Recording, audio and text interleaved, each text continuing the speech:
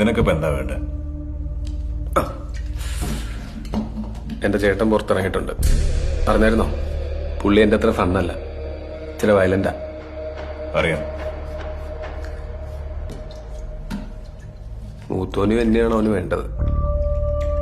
എനിക്ക് പേടിയൊന്നുമില്ല, എന്നാലും ചേട്ടനല്ലേ.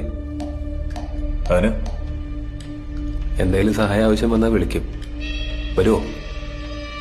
ഇയാളൊരു കൂട്ടം ജാടയാണ്. വരാന്ന് പറയടോ. അവനൊരു ഭ്രാന്തനാണ്. നിന്റെയൊക്കെ കുടുംബ പ്രശ്നത്തിൽ ഞാനതിന് തരണം. ബ്രോ, നമ്മളൊക്കെ ഒരു കുടുംബമല്ലേ ബ്രോ? അല്ല ബ്രോ,